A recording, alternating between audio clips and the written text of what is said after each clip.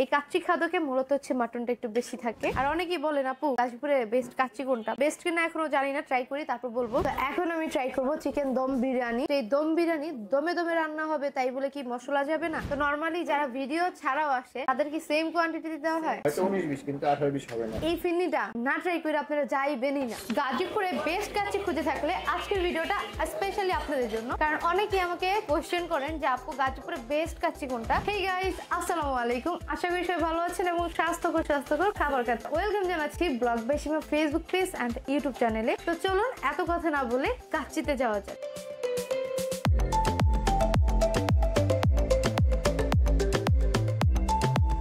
First টাইমে বলি আমি কি কি খাবার নিচ্ছি। এখান থেকে হচ্ছে কাচ্চি খাদক নিচ্ছি, তার সাথে নিচ্ছি চিকেন দম বিরিয়ানি। চিকেন দম বিরিয়ানিতে থাকবে আপনার একটা জালি কাবাব, একটা ফিরনি আর বাদাম শরবত। এই হচ্ছে কাচ্চি খাদক। এই কাচ্চি খাদকে মূলত হচ্ছে মাটনটা একটু বেশি থাকে। এটার প্রাইস হচ্ছে 490 টাকা। 490 টাকায় এদিকে দেখেন 1 2 3 4 পিস, মানে 4 পিস মাটন পাবো, লেগ পিস পাবো। ফার্স্ট আমি লেগটাই নিয়ে নিলাম। আর এটার সাথে কিন্তু একটা আলু আছে, সুন্দর মতো সেদ্ধ হয়েছে আলুটা। আর অনেকেই বলেন আপু গাজীপুরে বেস্ট কাচ্চি কোনটা, বেস্ট কিনা এখনো জানি না, ট্রাই করি তারপর বলবো। যে এই পাশে হচ্ছে আমার মাটনটা দেখেন সেদ্ধ হয়েছে খুব সুন্দর মতো, এটা দিয়ে ট্রাই করবো। কাচ্চিটা খাওয়ার পর আমার মনে হইলো ফার্স্টে কিন্তু আপনারা আমার একটা ভিডিও দেখবেন যে ওপেনিং ভিডিও কাচ্চি ডাইনে। তো ওই কাচ্চি ডাইনে ওপেনিং এ ওনারা যেই টাইপের কাচ্চিটা রাখছিল যে একটা ফ্লেভারফুল, দেন টেস্টটা অনেক ভালো থাকবে। অনেকে আছে না ধইরা রাখতে পারে না এই কাচ্চিটা, যে প্রথম খুব ভালো দেয় তারপর আসলে ভালো না। বাট আমার কাছে লাগতেছে কাচ্চি ডাইনে কাচ্চি ওপেনিং এ থেকেও এখন বেশি ভালো হয়েছে। আমি জানি না এক একজনের টেস্ট বাট এক এক রকম, আপনারা এসে ট্রাই করতে পারেন। এখন আমি ট্রাই করবো চিকেন দম বিরিয়ানি। চিকেন দম বিরিয়ানির প্রাইস হচ্ছে 340 টাকা। এটার সাথে থাকবে আপনার জালি কাবাব, একটা ফিরনি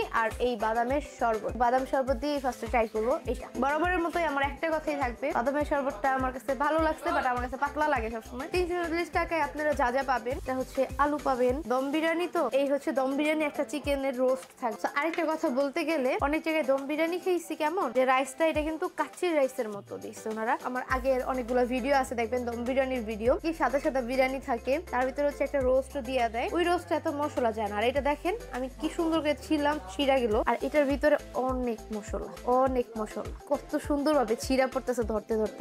আমার কাছে খুব ভালো লাগলো যে এই দম বিরিয়ানি দমে দমে রান্না হবে, তাই বলে কি মশলা যাবে না? এই দম বিরিয়ানিতে মশলাও যাবে, দমে রান্না হবে, খেতেও মজা লাগবে। তো দেখি দম বিরিয়ানিটা ট্রাই করে দেখি যে আসলে কি মজা কিনা।